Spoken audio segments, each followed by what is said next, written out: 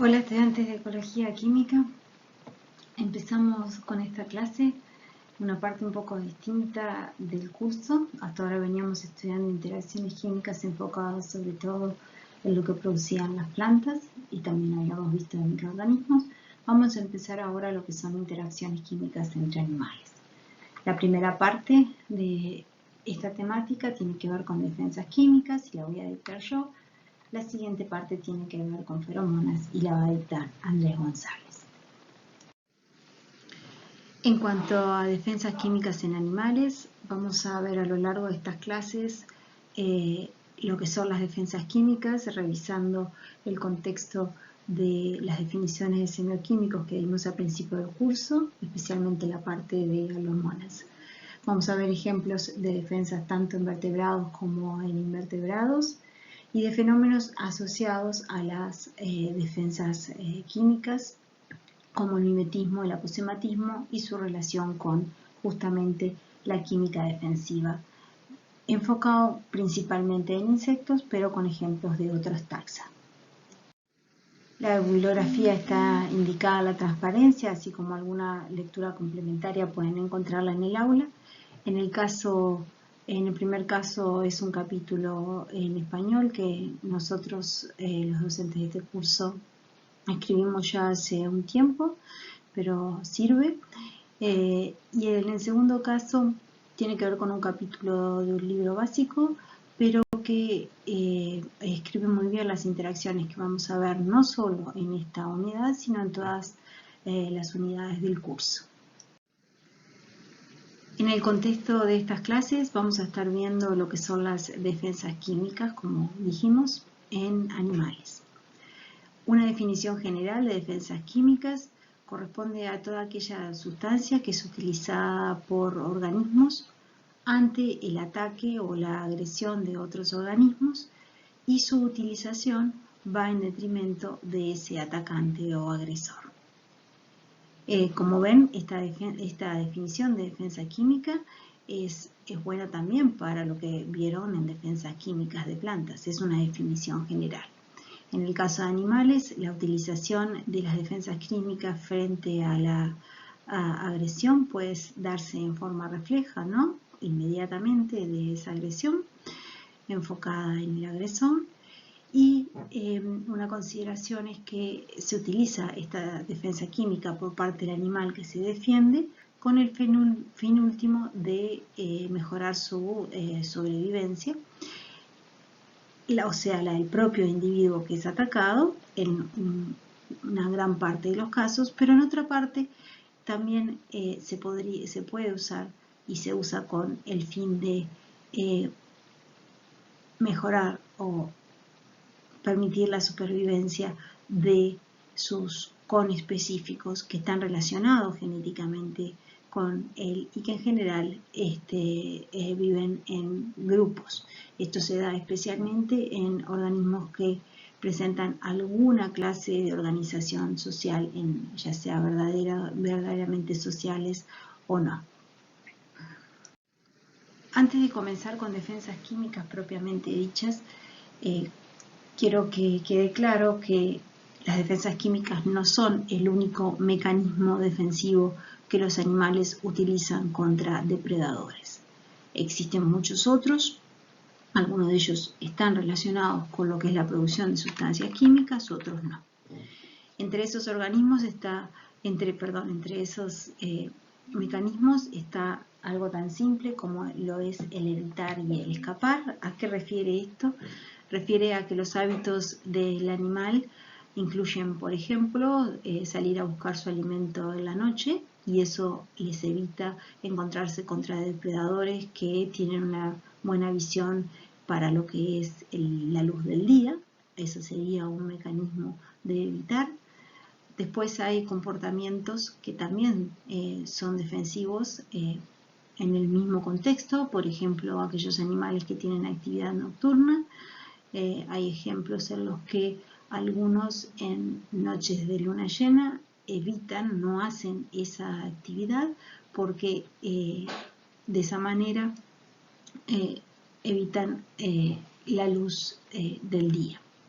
Luego tenemos mecanismos morfológicos que son muy eficientes. Por ejemplo, las espinas de un puercoespín son barreras físicas contra la agresión de los atacantes que los deterren, evitan el ataque a estos animales.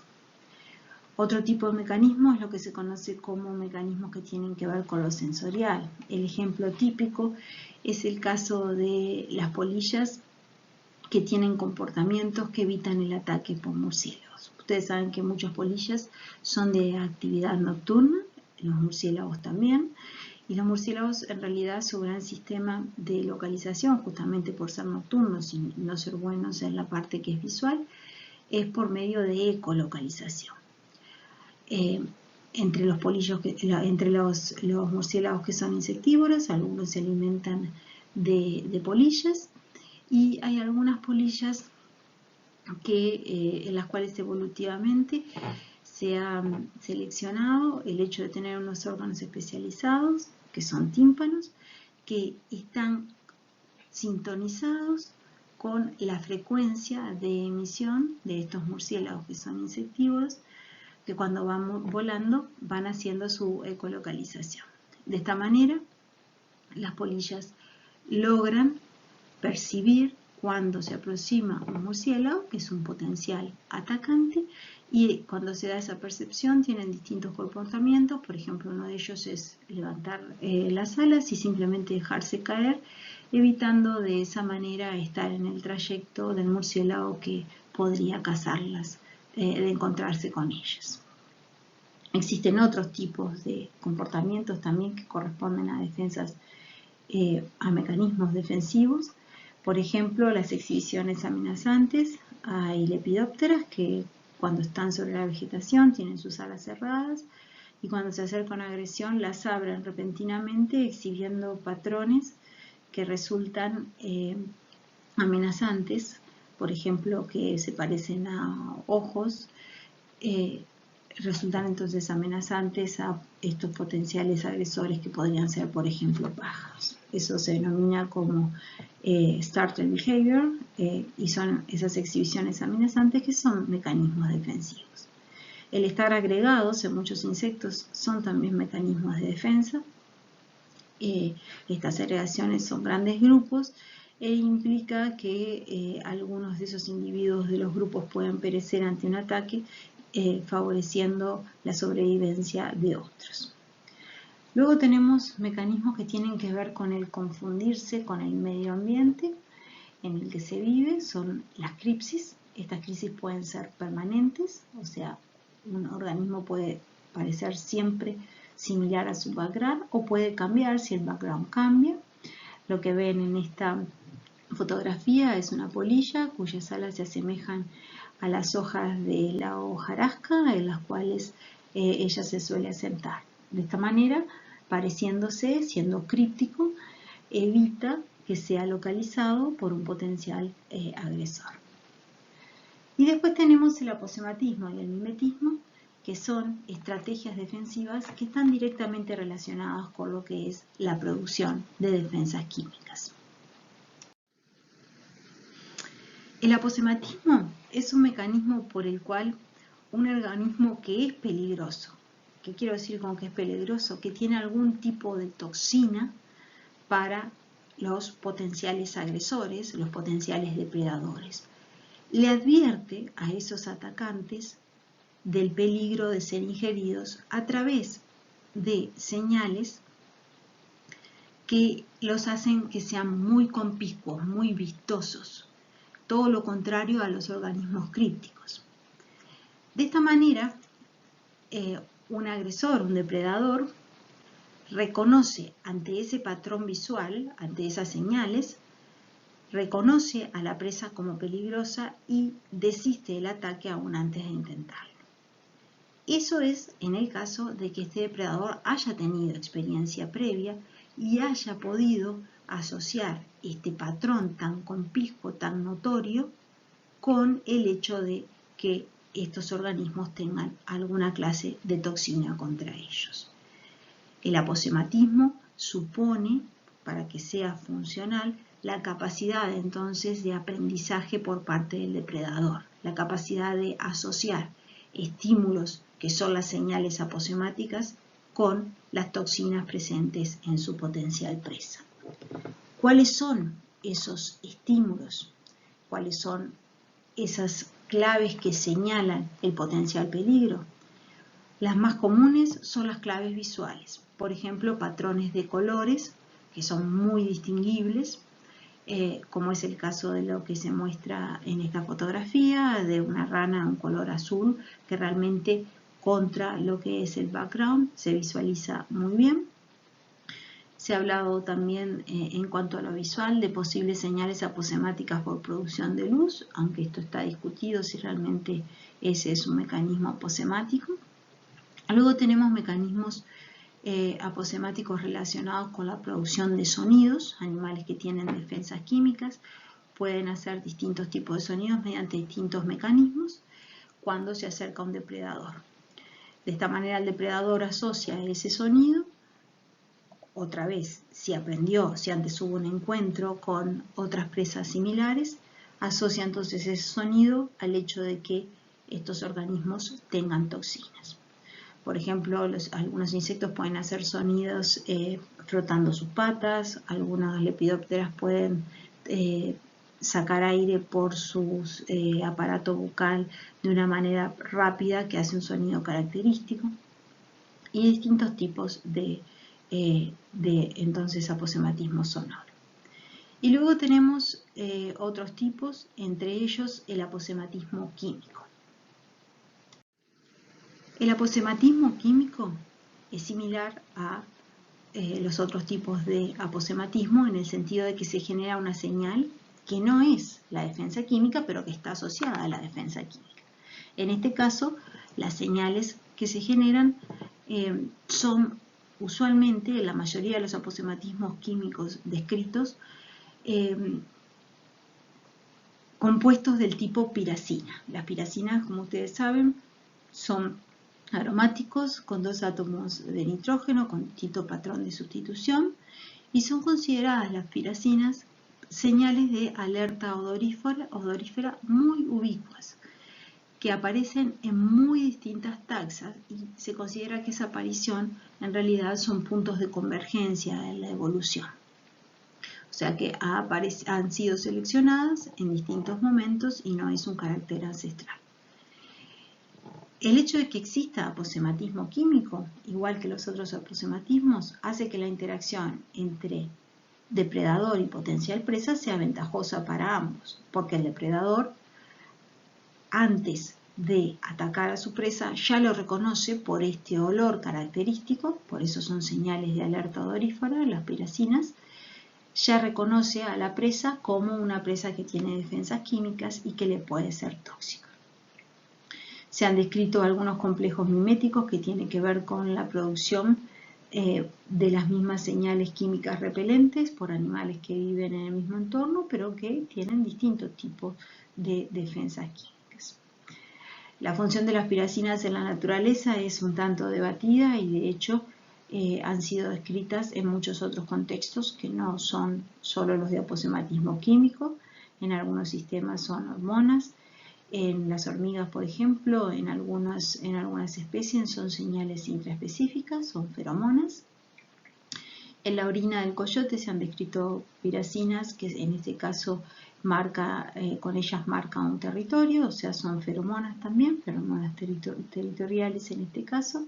Y se han descrito también piracinas, por ejemplo, en heces de conejo, pero no se sabe la funcionalidad en este caso. Otro fenómeno asociado a lo que es el tener defensas químicas es el mimetismo.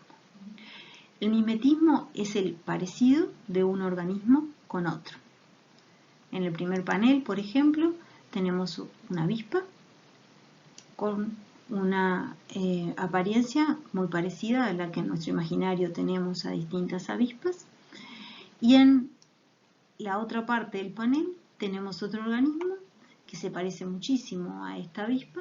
Estos dos organismos coexisten en el mismo entorno, pero el segundo organismo es una lepidóptera. Una lepidóptera que se parece a esta avispa que es Hymenoptera. En el segundo panel tenemos el caso de reptiles, la coral y la falsa coral, probablemente muchos de ustedes conozcan. En Uruguay son muy comunes las falsas corales.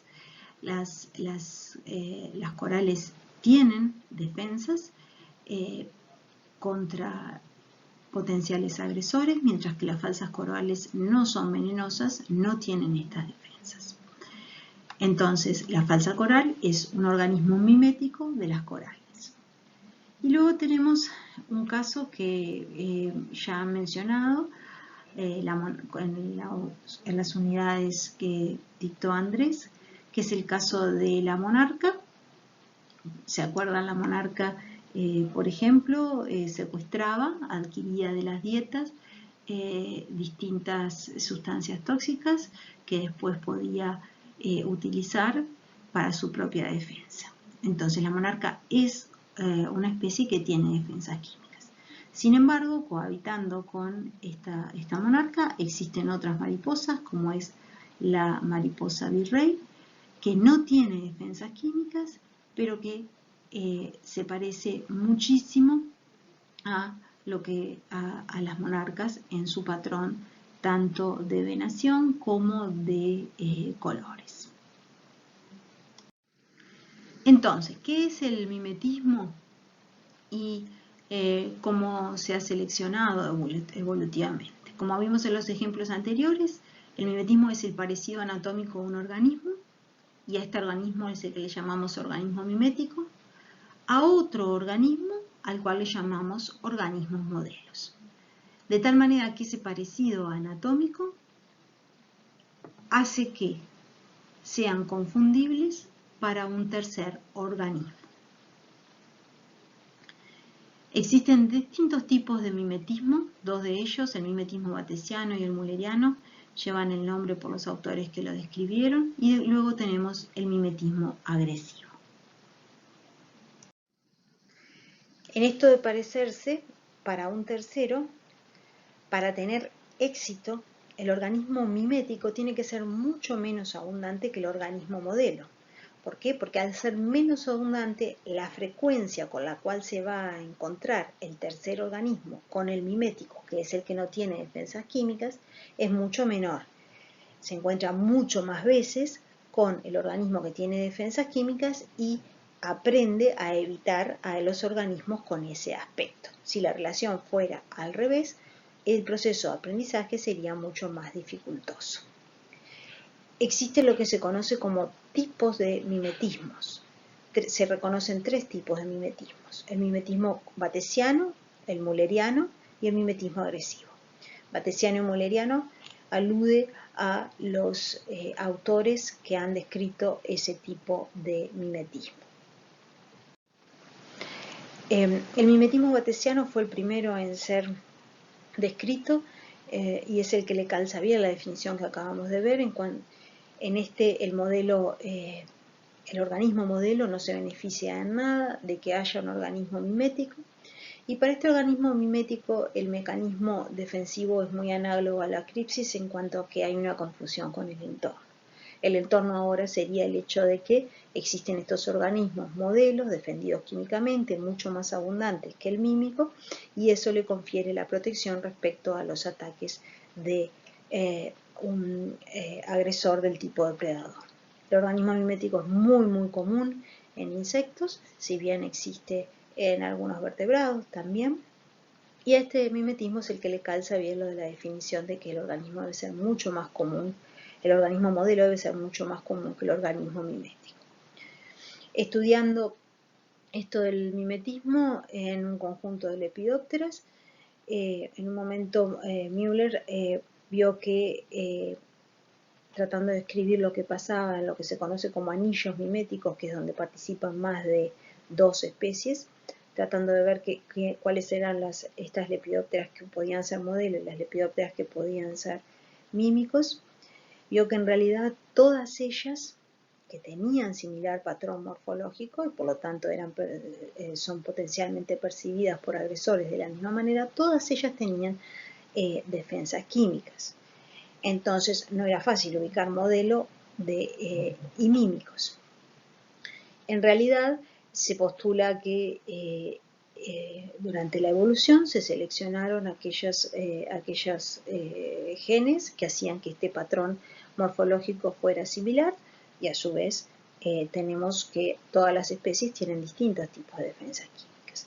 Al seleccionarse esto de que el patrón morfológico es similar, la protección de todos los organismos participando en este anillo mimético se ve maximizada, y además de verse maximizada, el número de individuos que perece ante un ataque del depredador es repartido entre todos los organismos que participan del anillo mimético, porque acuérdense que para que esto funcionara, el organismo depredador tiene que tener la capacidad de aprender cómo, asociando el patrón morfológico con el hecho de que atacó a algo que le produjo algún mal. Entonces, en esos ataques, si todos se parecen entre sí, pero todos tienen defensas químicas, el depredador aprende en relación a todos, y a su vez el número de individuos, por una cuestión de frecuencia que son sacrificados, se reparte entre las distintas especies. Un ejemplo clásico de mimetismo son las conocidas como ranas puntas de flecha, que son especies de la familia Dendrobatidae. ¿Por qué ranas puntas de flecha? Porque igual que los venenos del tipo curare, que de pronto algunos de ustedes vieron en farmacognosia o en el curso de productos naturales, estas ranas tienen una secreción en su piel que tiene diferentes alcaloides. Entre ellos se muestran acá tres estructuras típicas: la pumilotoxina B, la batracotoxina y diferentes histrinocotoxinas con diferentes patrones de sustitución. Y esta secreción de la piel es utilizada por los indígenas de las zonas para untar las puntas de sus flechas o de sus dardos, que después se utilizan para cazar. Entonces, estos alcaloides son sumamente tóxicos para vertebrados, y es por eso el uso en las puntas de flechas, y de ahí su nombre. En particular, lo que les estoy mostrando aquí es un estudio que tiene que ver con especies del género Ranitomeya, y en particular este estudio involucra 5 especies diferentes en este género.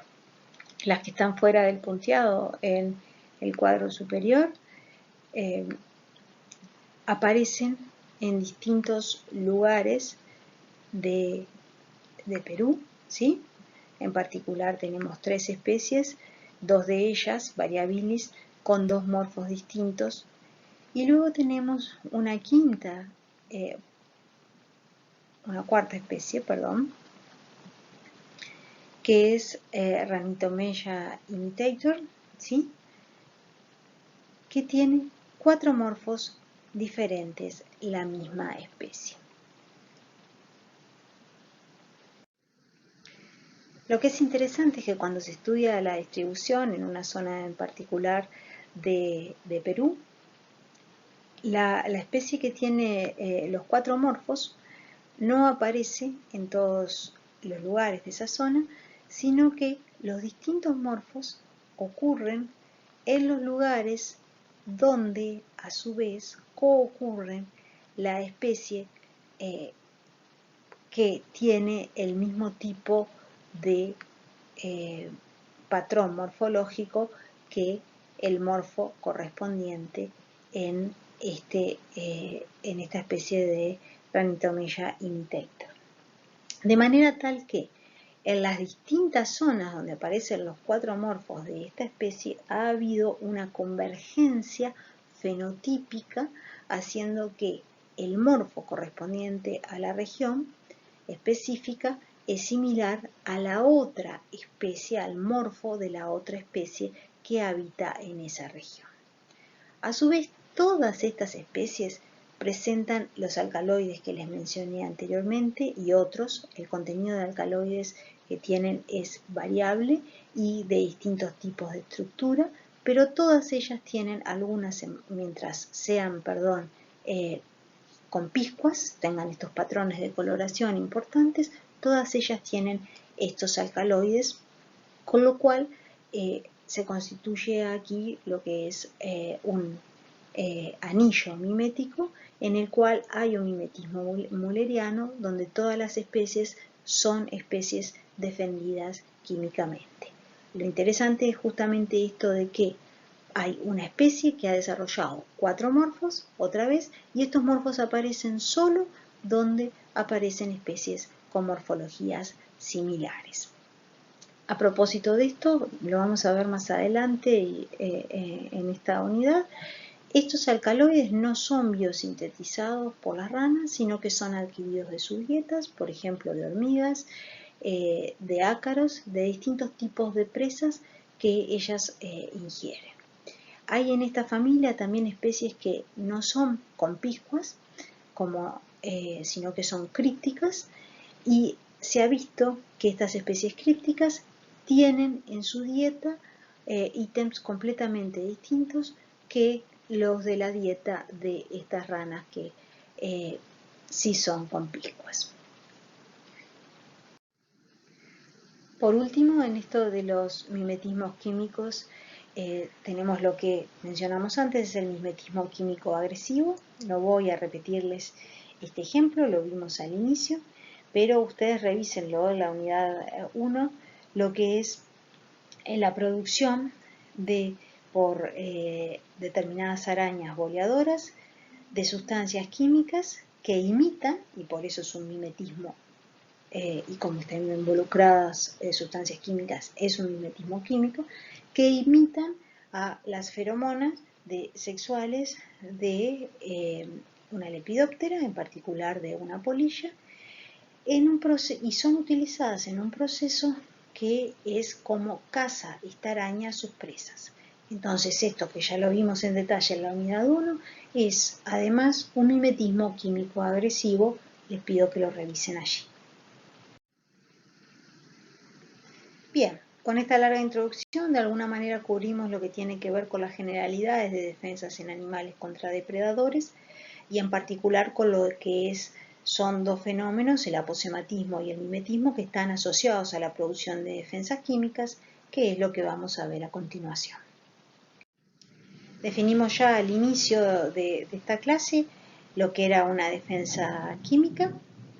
Agregar aquí que las defensas químicas no siempre tienen por qué apuntar a agresores vivos. Las defensas químicas también pueden ser contra agresores del tipo físico del entorno. Y recordar que las defensas químicas no son sinónimos de alomona, sino que las defensas químicas son un tipo de alomona.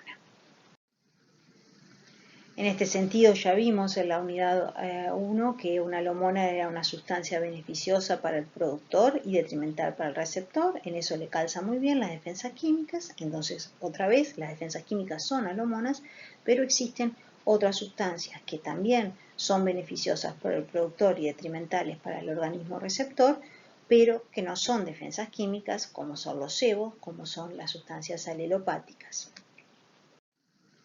Pero además, y esto sí es una novedad, nosotros habíamos definido en el conjunto de señales químicas que íbamos a estar viendo a lo largo de todo este curso a las feromonas y a los aleloquímicos, y dentro de estos a distintos tipos de semioquímicos que actúan entre especies. Y que quede claro, las defensas químicas son aleloquímicos del tipo alomona, señales químicas que establecen relaciones entre miembros de distintas especies, son interespecíficas que benefician al emisor pero no necesariamente al receptor. De eso estamos hablando en esta unidad. Pero hay que tener muy claro que en todos los otros semioquímicos que no calzan en esta definición de defensa química, que no son alomonas, en la naturaleza encontramos estrategias defensivas que utilizan los animales contra agresores. Bueno, en un pantallazo muy rápido, mencionarles cuáles son algunas de esas estrategias defensivas que aparecen en los otros tipos de semioquímicos que no son las alomonas propiamente dicho. En el caso de feromonas, que se acuerdan, eran señales químicas que establecen relaciones entre miembros de la misma especie y en la que ambos se benefician.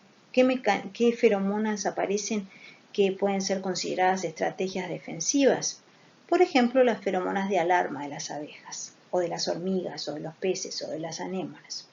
Todos estos organismos son capaces de emitir ante una agresión sustancias que se constituyen en claves de alarma para conespecíficos que se ven beneficiados por la percepción de esto. Vamos a ver ahora enseguida un ejemplo. Ejemplos en aleloquímicos, bueno, todo lo que vamos a ver en esta unidad dentro de Alomona, todo lo que tiene que ver con defensas químicas animales, también defensas químicas en plantas. Y ejemplos dentro de las cairomonas respecto a estrategias defensivas que se utilizan en la naturaleza, también existen y vamos a ver enseguida un ejemplo. Un ejemplo de estrategia defensiva dado por la participación de feromona de alarma es de este sistema, donde hay una anémona de mar, Antopleura elegantísima, y una babosa de mar, Aelodia papilosa, que es un depredador de estas anémonas. Estas anémonas tienen una boca rodeada de tentáculos que están fijados por una columna al sustrato. Cuando la babosa de mar agrede a la anémona en un intento de depredación, las anémonas son capaces de liberar al medio esta sustancia. Como ven, es cloruro de 3-carboxídos 3-hidroxipropil-dimetilamonio, o sea, es una sustancia que es una sal de amonio, que tiene como nombre de fantasía antopleurina, y esta sal difunde en el medio acuático circundante y además es llevado por las corrientes hacia otras zonas donde existen otros especímenes de Antopleura elegantísima, de esta anémona de mar, otros individuos que son capaces de detectar a la antopleurina, y esa detección lleva a que estos conespecíficos cierren los tentáculos en torno a la boca, impidiendo la ingesta de la babosa de mar sobre esta zona, que es la que debe ser protegida por ser la zona en que, si es atacada, produce más daño al organismo. Entonces, la antopleurina liberada por la anémona, digamos, que primero fue agredida, se constituye en una señal para conespecíficos que están en la zona circundante, para que estos se protejan a sí mismos por el cerrado del tentáculo, de los tentáculos en torno a la boca, lo cual impide una subsecuente agresión por parte de la babosa. Entonces, esta es una feromona, beneficia a ambos miembros participantes de la interacción, la anémona que la libera por daño y las anémonas que están adyacentes, ¿sí? Son los dos de la misma especie, es una feromona y a su vez es una estrategia defensiva contra ataques de esta babosa de mar, que es un potencial depredador de estas anémonas. Entonces, para que piensen un poco más en esto y en el contexto de todos los conceptos que tratamos de que manejen en este curso, me gustaría que pensaran sobre si esta feromona de alarma ustedes la clasificarían como un primer o un releaser. Si no recuerdan cómo era, repasen la unidad 1, estas definiciones. Y también me gustaría que pensaran en lo que es la estructura química de la antopleurina. ¿Por qué tendrá esa estructura química? ¿Relacionado con qué concepto que vimos en la unidad 1 podemos racionalizar este tipo de estructura en esta interacción? Un ejemplo en el que participan cairomonas, que puede visualizarse como una estrategia defensiva, está dado en este sistema que implica dos rotíferos, Asplagna, que es un depredador de Brachionus, que es entonces su presa. Brachionus presenta en la naturaleza dos formas, un morfo que se conoce como la forma básica, que no tiene casi elongaciones y un tamaño de cuerpo un poco mayor que la otra forma, que es la exuberante, que como ven ustedes es un poco menor en su cuerpo y además presenta importantes elongaciones. De manera tal que esas elongaciones que de la forma exuberante hacen que este morfo no sea una buena presa para Asplagna, mientras que la forma básica es una buena presa para Asplagna. ¿Qué es lo que sucede cuando las poblaciones de Asplagna empiezan a aumentar el número de individuos? Se observó a campo que en la población de Brachionus hay una respuesta en la cual cambia la frecuencia de los morfos y cambia de tener un número de formas básicas mayor a tener un número mucho mayor de formas exuberantes. De manera que estas formas exuberantes, cuando esta población de Asplagna está aumentando, recordemos, no son presa. Este cambio de frecuencia a las formas más exuberantes se da por una elongación de las espinas ya existentes, si había morfos con espinas pequeñas, o incluso se ve que las siguientes generaciones de Brachionus se desarrollan de nuevo en formas exuberantes. ¿Qué quiero decir con de nuevo? Que estas siguientes generaciones son progenie en realidad de la forma básica, pero a pesar de ser progenie de la forma básica, se desarrollan en la forma exuberante. ¿Cómo explicar a los investigadores que trabajaban en este sistema la aparición en esto, el cambio en estas poblaciones de Brachionus a las formas exuberantes?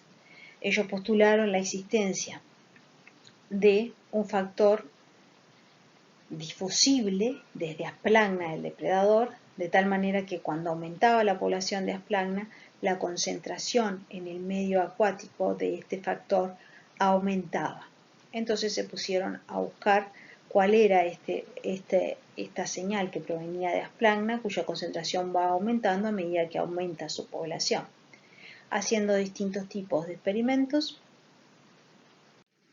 se llegó a que este factor tiene una naturaleza proteica que fue descrita en su parte química, cuyo mecanismo de acción sobre Brachionus, o sea, cómo es que hace que la población de Brachionus pase a tener entonces mayor cantidad de morfos exuberantes, no está todavía elucidado, pero sí se sabe que se desarrollan en espinas en individuos de la siguiente generación, como recién explicamos, y que además los huevos, cuando son expuestos a este factor proteico, que en definitiva es una cairomona, si fueron dejados antes de que se produjeran determinadas concentraciones del factor en el medio, no se desarrollan en individuos con espinas. Esta observación se justificó racionalizándola, proponiendo que entonces el efecto inductor de que se generen los morfos exuberantes de alguna manera tiene que darse en la cavidad de la madre que pone los huevos, afectando el desarrollo embrionario de estos huevos. Entonces se postula que la señal que es generada por este factor proteico es una señal que la madre le pasa a los huevos, como que de alguna manera marca a los huevos que estos deben desarrollarse en exuberantes para evitar la depredación por parte de Asplagna. O sea que se postula la existencia, sin estar demostrado, que debe haber una señal de madre a huevo que atraviesa la membrana celular del huevo, o que la madre libere un factor secundario que a su vez afecta a estos huevos.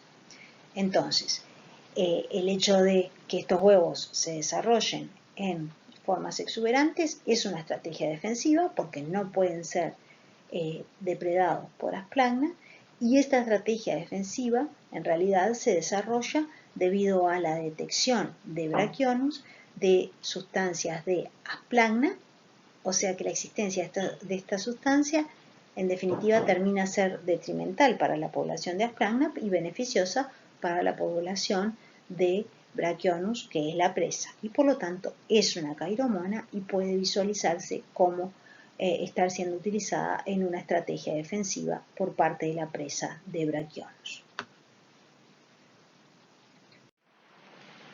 Muy bien, entonces,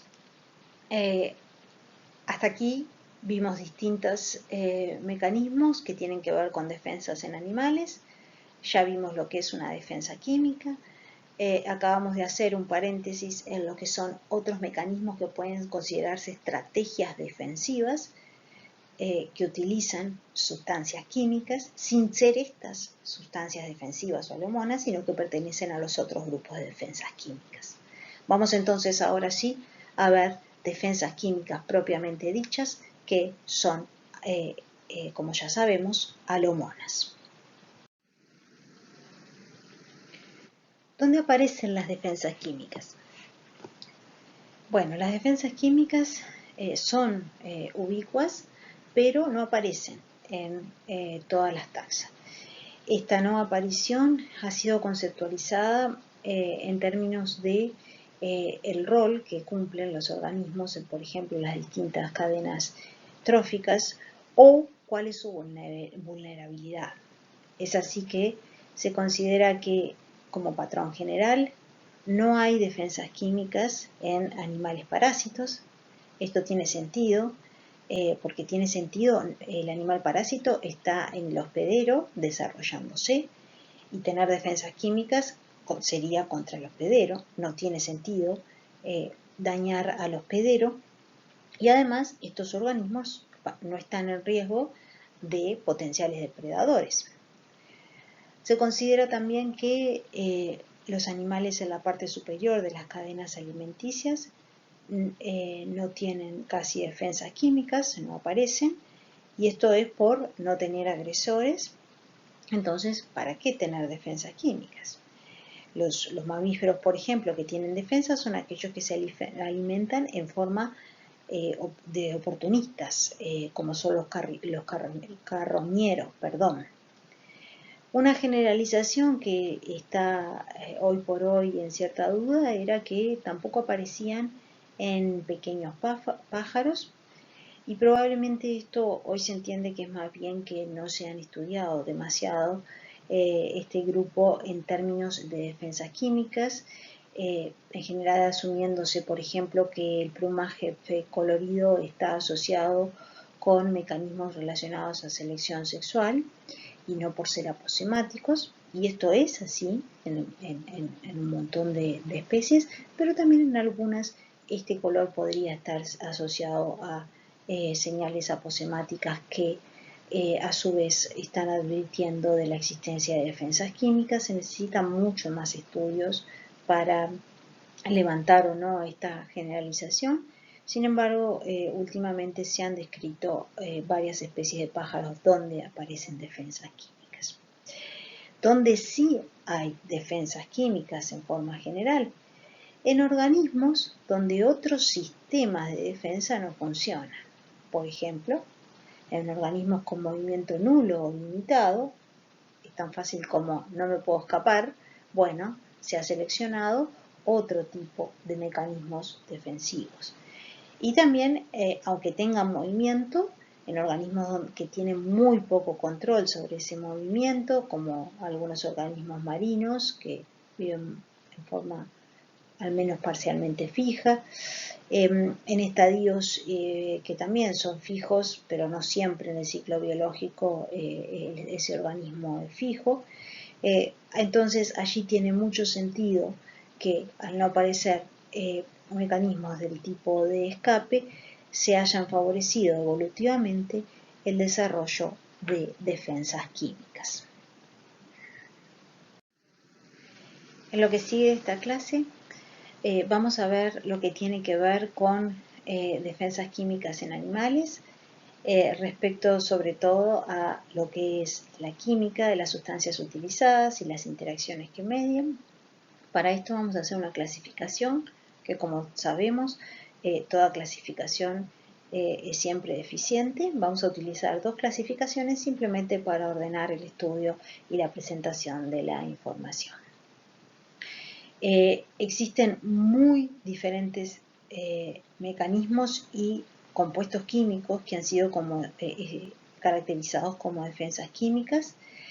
En el caso particular de los artrópodos, y entre ellos los insectos, que es el grupo mejor estudiado, las defensas químicas pueden ser, desde el punto de vista químico, muy simples o muy complejas. Y esta es la primera clasificación que vamos a utilizar, que es por el tipo de compuestos.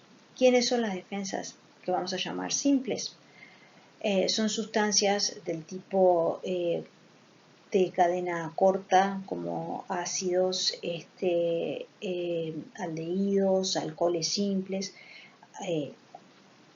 y ahí tenemos algunos ejemplos. Todas sustancias, como dije, desde el punto de vista químico, muy simples. Las quinonas también, que vamos a ver ejemplos, corresponden a este tipo de compuestos. Y luego tenemos los compuestos cuya estructura química son más complejos, esteroides, alcaloides, poliaminas, péptidos pequeños y un montón de otro tipo de estructuras. Es interesante destacar que las defensas químicas de animales descritas pertenecen a todos los mismos grupos de productos naturales que se han descrito para las plantas. O sea que desde el punto de vista estructural hay también una riquísima variación en las defensas químicas de animales, así como lo hay en las defensas químicas de las plantas.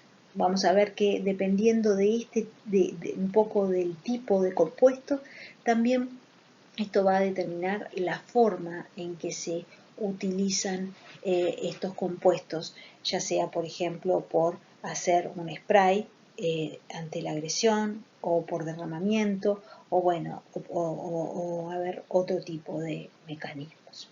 Ese es un tipo es una primera clasificación que vamos a utilizar. Además vamos a utilizar otra clasificación que es respecto al origen de las defensas químicas. Las defensas químicas en animales aparecen porque o son biosintetizadas de novo a partir de bloques fundamentales del metabolismo, o son adquiridas de la dieta de esos animales en los procesos que se conocen como secuestrado de defensas químicas.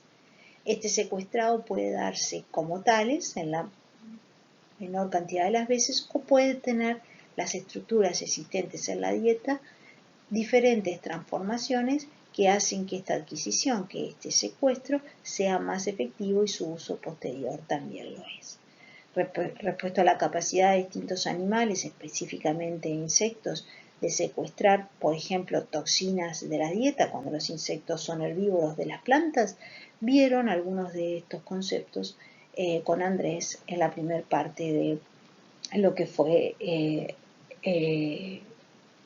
las defensas en plantas. Un primer ejemplo en esto de las defensas químicas en la clasificación de simples versus complejas, dentro del grupo de lo que se consideran simples relacionado a lo que es la estructura química de las sustancias utilizadas, tiene que ver con un pseudoescorpión, Mastigodoproctus giganteus.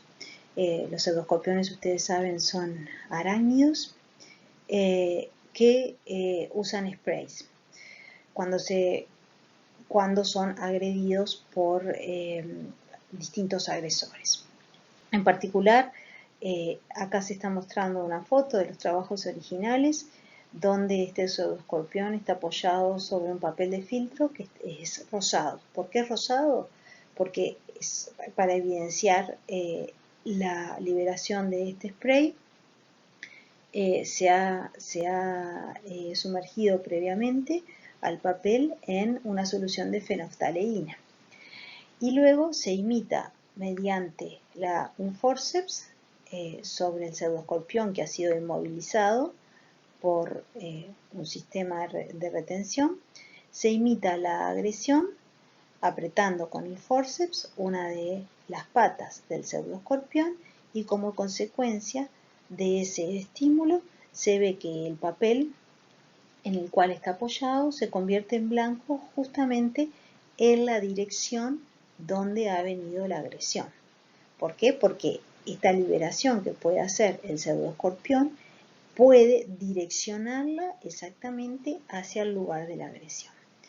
¿Y por qué el papel cambia su color de rosado a blanco? Es bien simple, esta visualización es porque es fenolftaleína. Entonces, ¿qué es lo que tiene que tener el spray? Claramente tiene que tener una sustancia ácida que haga viral el color de la fenolftaleína. Y cuando se caracterizó químicamente este spray, se vio que era una mezcla de ácido acético al 85% con ácido caprílico, que es el ácido alifático de 8 carbonos, que al tener una cadena mayor ya es una sustancia cuya lipofilia es bastante mayor que la del ácido acético. El ácido acético, como ustedes saben, es hidrofílico, es soluble en agua y además es un irritante. El ácido caprílico, al ser más lipofílico, hace que esta mezcla que es liberada tenga una capacidad de penetración en, por ejemplo, las cutículas de lo que sería el agresor, que facilite la penetración del ácido acético. ¿Y qué es lo que hace el ácido acético? Al ser un irritante muy potente y más en estas altísimas concentraciones, deterre al agresor de continuar con el ataque sobre el pseudoescorpión.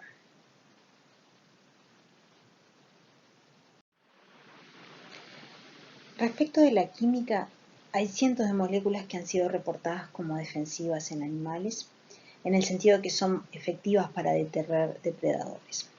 Sin embargo, como en el caso que vimos recién, el mecanismo de acción no es específico y en algunos casos incluso no es conocido cuál es el mecanismo de acción.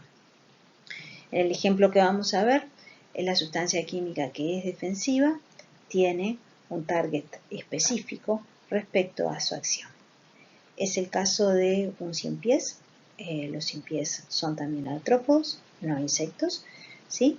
Pueden ser atacados, por ejemplo, por hormigas que les agreden en su cuerpo, por ejemplo, en las patas o en alguno de sus segmentos, y como consecuencia de esta agresión liberan una sustancia que en el caso específico de esta especie, esa sustancia fue primero caracterizada como una sustancia proteinácea y que a su vez tenía mezcla de compuestos de peso molecular pequeño. Cuando se hizo la caracterización química más en detalle, se pudo ver que parte de las proteínas correspondían a una enzima, beta-glucosidasa. Ustedes saben, las beta-glucosidasas son capaces de hidrolizar enlaces justamente beta-glucosídicos de, por ejemplo, metabolitos secundarios que son glicosios. En este caso particular, esta beta-glucosidasa tiene como sustrato compuestos del tipo del mandelonitrilo glucosidado, que es secretado en la secreción defensiva de este ciempiés, de manera tal que durante la secreción se pone en contacto con la enzima, la beta-glucosidasa. Esto cataliza la hidrólisis del resto mandelonitrilo del glucosio, liberando entonces glucosa y el mandelonitrilo, propiamente dicho, que como ustedes saben es capaz de liberar ácido cianhídrico. Este tipo de reacciones ustedes las vieron igual en plantas, en lo que fue defensas de plantas. Entonces, como se ve acá, hay una ubicuidad del tipo de sustancias que pueden ser utilizadas como defensas más allá del taxón que las utilicen. Y en este caso particular, la sustancia que se utiliza como tóxica es ácido cianhídrico, una sustancia estructuralmente muy simple, que en este caso particular, como decíamos, sí tiene un mecanismo de acción perfectamente identificado, que es en la cadena respiratoria, es tóxico en la cadena respiratoria de distintos organismos.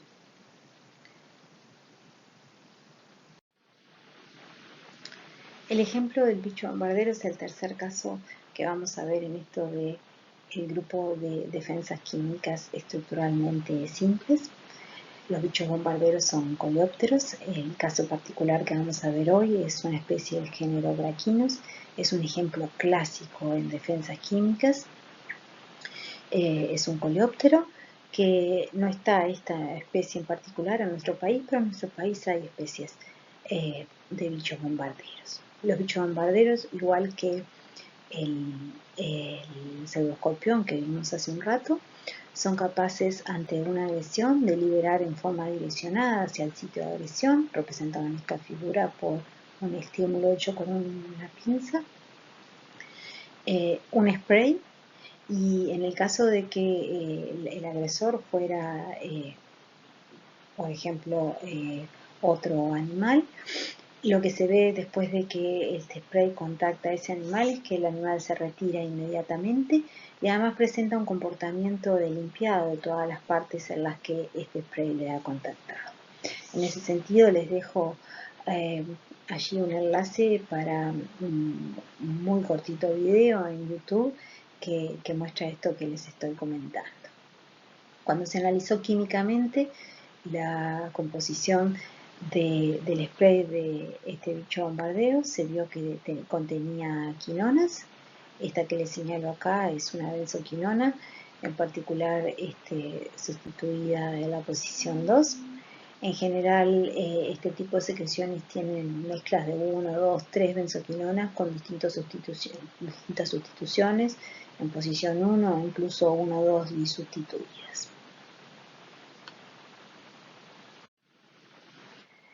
Las benzoquinonas son muy reactivas.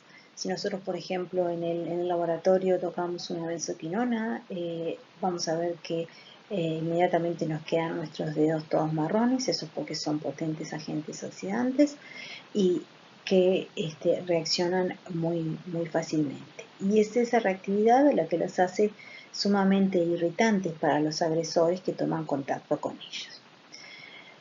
Viendo las características químicas de esta sustancia que utiliza el bicho bombardero como defensa, los investigadores trabajando se preguntaron cómo era posible que pudiera liberar una sustancia que es un irritante genérico, cómo se protegía el bicho bombardero de que la benzoquinona no produciera esa irritación en el propio animal.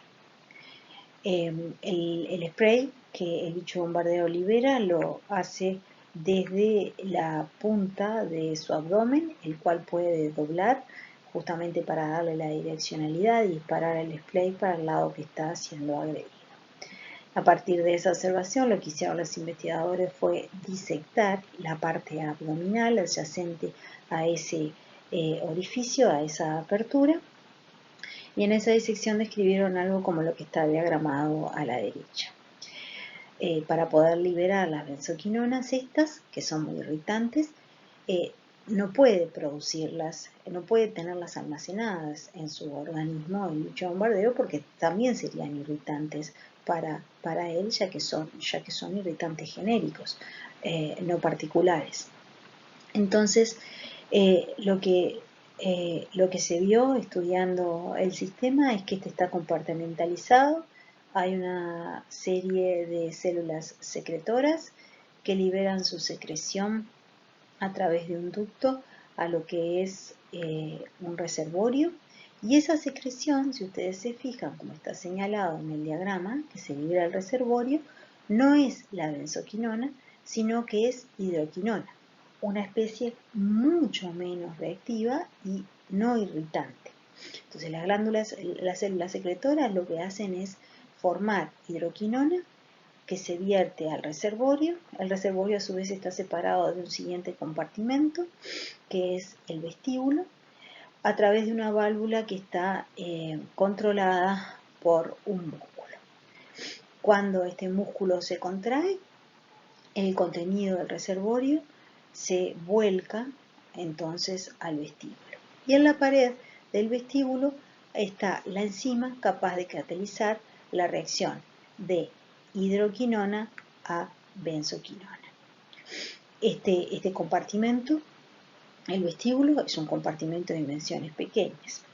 A partir de esas dimensiones y a partir de varias cosas, de las dimensiones, del cálculo de la entalpía teórica liberada en esta reacción y del hecho de que el orificio de salida en la parte abdominal no tuviera ningún tipo de control muscular, los investigadores se pusieron a pensar cómo podría ser posible eso. Entonces, calculando con la entalpía de la reacción teórica y con todas las condiciones en las que se da la reacción, se dieron cuenta de que esta reacción en realidad tenía un cambio de energía tal que los productos, que son justamente la benzoquinona y además agua, se formaban a 100 grados centígrados. Ese fue el cálculo, un cálculo teórico, que después mediante sondas pudo ser comprobado en un trabajo posterior. ¿Qué es lo que pasa a 100 grados centígrados? A esos 100 grados centígrados el agua empieza a vaporizarse. El vapor que se forma aumenta la presión donde se está dando la reacción en el vestíbulo, y ese aumento de presión es el que permite la apertura del orificio por donde va a salir entonces este líquido que se está formando a alta temperatura, formando el spray. La descripción de todo este sistema data de los 90 y hubo un montón de trabajos posteriores caracterizando los distintos detalles.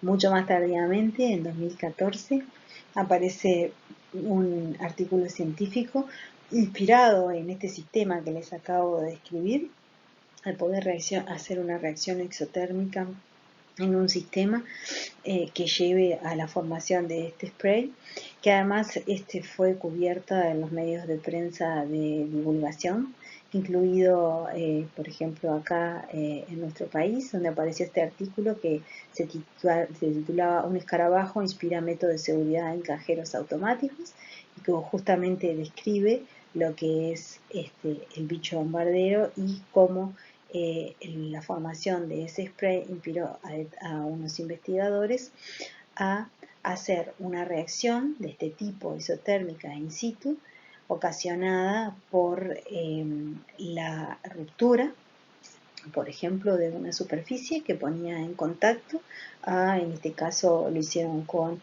agua oxigenada y dióxido de manganeso, de manera tal de producir una reacción que libera calor muy potente y que podía ser utilizada como un sistema antivandálico en superficies de máquinas para retirar efectivo para evitar los robos. Bueno, habiendo visto estos ejemplos de sustancias químicas defensivas que se clasifican desde el punto de vista de su química como simples, podemos hacer algunas generalizaciones. Estas sustancias simples son en general tóxicos no específicos. ¿Qué quiere decir esto? Que producen en el depredador contra el cual están dirigidos un comportamiento que inmediatamente le producen a ese depredador un rechazo, el limpiado de las partes donde ha contactado esa sustancia química defensiva e incluso la retirada del lugar. Los posibles mecanismos de acción que explican estos comportamientos tienen que ver con lo que se ha dado a conocer como un sentido general químico. Actuarían sobre terminaciones nerviosas con quimiorreceptores no específicos, o sea, con quimiorreceptores que son sensibles a cosas que son irritantes, por ejemplo. Pero también puede ser que haya algo relacionado a que tengan un mal olor o un mal sabor, y entonces se produce el rechazo. Y también algunas de estas sustancias son capaces de polimerizar al contacto con el aire y la defensa, y entonces hacen en el atacante una lámina que queda como pegajosa, y la defensa termina por ser mecánica.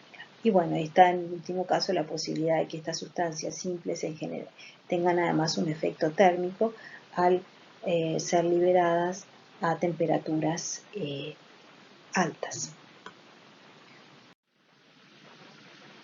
En general, además, estas químicas simples son mezclas no demasiado complejas con agentes que son inocuos, pero que cambian, por ejemplo, la tensoactividad, o sea, la capacidad de penetración en cutículas o piel del agresor, permitiendo una mejor acción de la sustancia que sí es tóxica. Por último, como son tóxicos genéricos, como acabamos de ver, irritantes, cosas que no tienen una diana específica, estas sustancias deben estar asociadas a glándulas, deben estar en el organismo que las produce compartimentalizadas, aisladas para evitar la autotoxicidad. No pueden ser estas sustancias químicas sistémicas en el organismo que las usa como defensas químicas, como el caso, como dije, de las glándulas de los caráneos. Para completar entonces esta primera clasificación, en contraposición a las defensas químicas de estructura simple, tenemos aquellas cuya estructura es más compleja.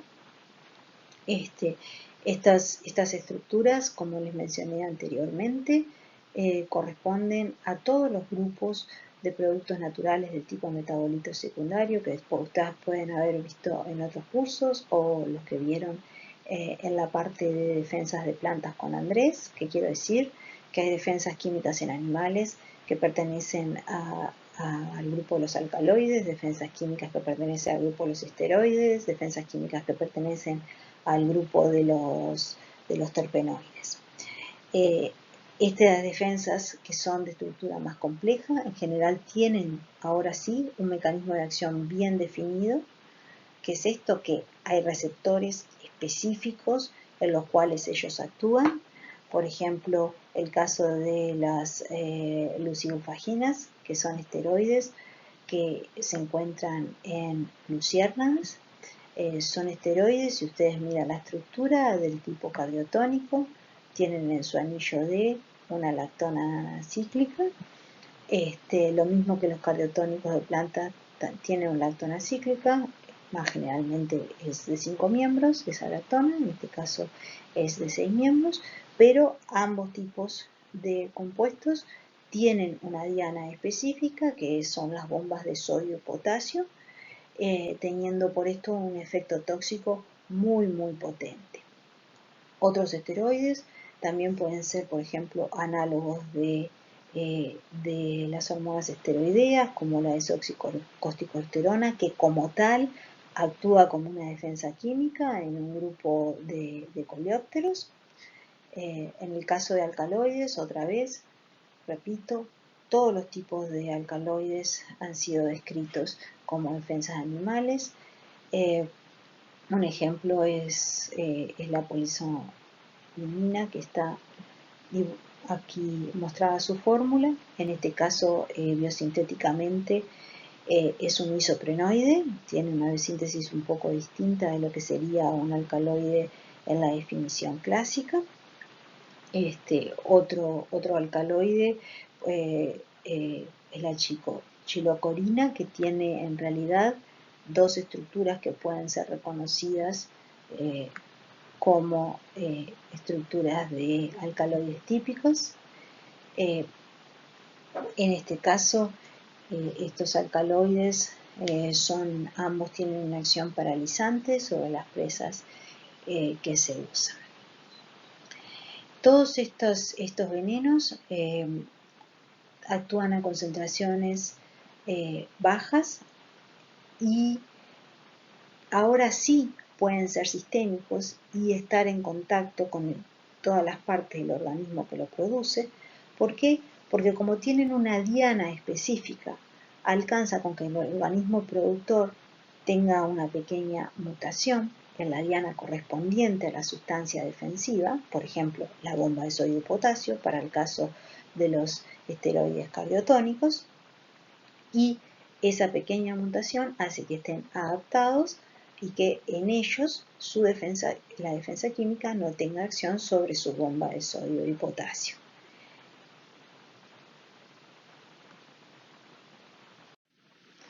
Un ejemplo de sustancia química defensiva de estructura compleja es la utilizada por escarabajos estafilínidos, la pederina. La pederina, como ven en la estructura, tiene dos anillos tetrahidrofuránicos y un grupo amida con distintas sustituciones en lo que se puede reconocer como la cadena principal, y es producida por varios escarabajos de este género Paideros. Para caracterizar la pederina químicamente, se necesitaron 25 millones de insectos colectados a campo. Estos escarabajos son animalitos muy pequeños. La pederina está en ellos solo en un 0.025% del peso del insecto, con la dificultad además que después se vio esto, la pederina se encuentra en grandes cantidades solo en las hembras. Los inmaduros y los machos que tienen pederina es porque es la que traen de cuando las hembras pusieron los huevos y le pasaron parte de su carga defensiva a los huevos, y después esta carga defensiva va pasando a través de los distintos estadios del desarrollo, pero bueno, como va aumentando en tamaño, la cantidad relativa va disminuyendo. La acción de la pederina es doble. Por un lado, es un tóxico vesicante. ¿Qué quiere decir vesicante? Lo que vimos es un compuesto que causa irritación muy severa en la piel, en toda la parte de mucosas. Da una sensación como de quemado y como consecuencia de su contacto se forman ampollas que son dolorosas. Los vesicantes, por ejemplo, para que tengan una idea, han sido utilizados en lo que es el desarrollo de armas químicas en la guerra. Pero además, no solo tiene este mecanismo de acción vesicante, sino que también es un antimitótico, inhibe la división de determinadas líneas celulares, y esto hizo que por mucho tiempo la pederina y análogos o derivados o modificaciones de esta molécula hayan sido estudiados como potenciales agentes anticancerígenos. Lo que es la producción de pederina tiene que ver también con simbiontes, cosa que repasamos en el tema anterior. Como la pederina tiene una estructura muy similar a compuestos que ya habían sido descritos, por ejemplo, en esponjas, como se muestra en la figura, y a su vez las esponjas muchas veces están asociados con simbiontes, que justamente en algunos casos se ha descrito que producen este tipo de metabolito secundario. Se hipotetizó que también en estos estafilínidos su producción podía estar relacionada con la presencia de microorganismos. Para probar esta hipótesis, lo que se hizo es crear dos líneas de individuos en el laboratorio, una línea que efectivamente tenía pederina, que es la línea más, y una línea sin esta defensa química. Para producir estas dos líneas, lo que se hizo fue tratar huevos con cócteles de antibiótico hasta obtener individuos que efectivamente no presentaran pederina. Y de esta manera se probó que individuos viables sin microbiota asociada no podían biosintetizar pederina, con lo cual eso fue una importante evidencia, la línea argumental de que podían ser microorganismos los responsables de su biosíntesis. Además, estudios de rDNA de 16S señala que habría pseudomonas que también estarían entonces asociadas a lo que es la producción de esta defensa química en estos escarabajos. Si bien hemos visto hasta ahora un solo ejemplo de defensas químicas con estructura compleja, vamos a ver más de este tipo de defensas en lo que es la segunda clasificación de las defensas químicas utilizadas por animales respecto a su origen, que vamos a ver en la siguiente clase. Y con esto terminamos la clase de hoy. Los saludo y espero que puedan ver la siguiente clase.